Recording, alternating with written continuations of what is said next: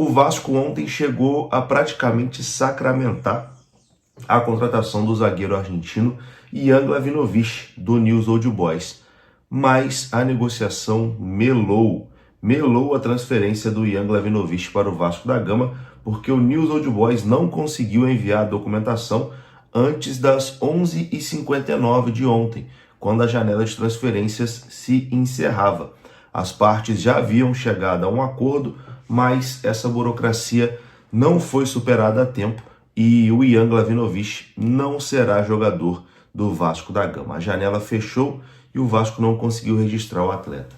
Bom, foi no último dia de janela, né? E a gente sabe que lá na Argentina as coisas demoram um pouco mais. O Vasco, nas últimas vezes que contratou, né, jogadores argentinos, acabou que essa burocracia sempre atrasou a situação.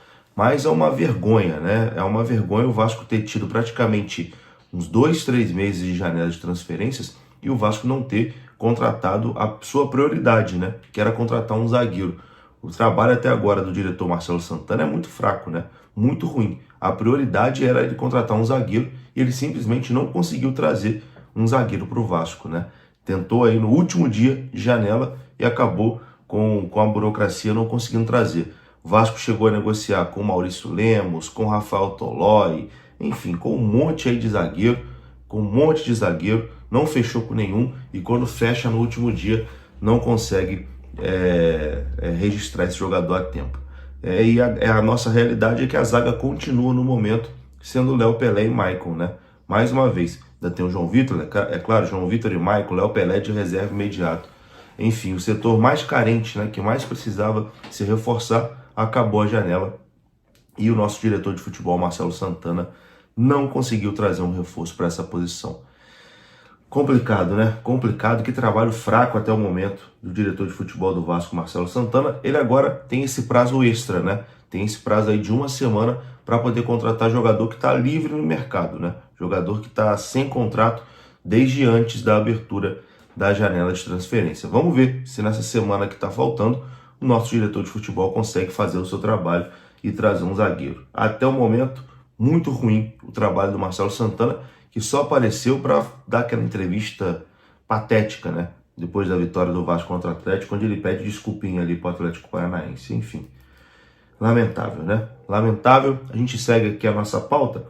O Máximo Domingues, que foi contratado ontem também, o meia suíço, né? Esse foi registrado a tempo, né? O Vasco conseguiu fazer o registro dele na CBF como novo jogador do Vasco e agora ele é aguardado aí no Rio de Janeiro para realizar exames e assinar o seu contrato com o Vasco. O contrato dele com o Vasco será de 4 temporadas, né?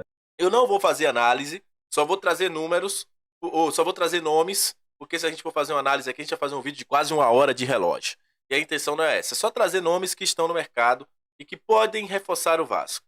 Primeiro, é um nome mais acima, mas é um nome consagrado. Já jogou até pelo lado esquerdo, que é onde o Vasco precisa, lá no início no Borussia, jogou pelo lado esquerdo no Bayern de Munique por 3 temporadas, Mati Hummels. Mas aí, meu irmão, você tem que botar dinheiro, tem que ter dinheiro, ó, bufunfa.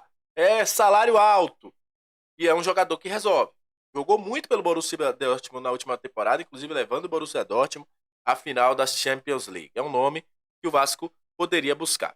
Outro nome, aí eu vou trazer alguns nomes mais desconhecidos. O Bocadi, um congolês, 28 anos, zagueiro, da equipe do Standard Liège. É um nome que está no mercado. Aí você sairia um nome fora da casinha, como foi aí o Maxi Domingues.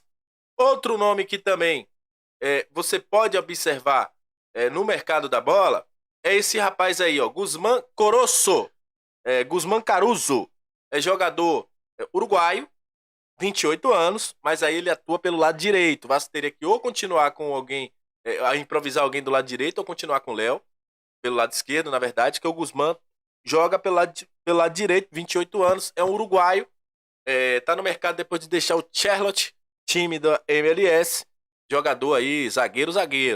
É uma opção que pra mim seria uma opção mais no desespero, pela questão do lado de jogo que ele pode jogar.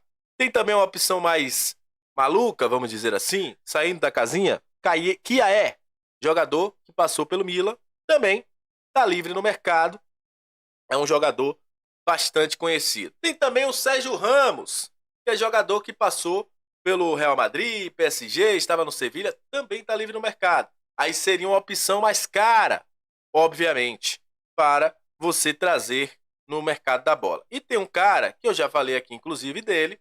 Inclusive, ele está no Rio de Janeiro. O Vasco fez uma sondagem por ele, segundo eu soube, há tempos atrás. O jogador do Al Ittihad, o ex-Al Ittihad, o Wallace, 29 anos, jogador que passou aí pelo futebol português, jogador que passou pelo futebol italiano, estava no Al Ittihad Caiba, jogador está livre no mercado. Antes de deixar o Al Ittihad, ele fez um procedimento no joelho, mas já está recuperado.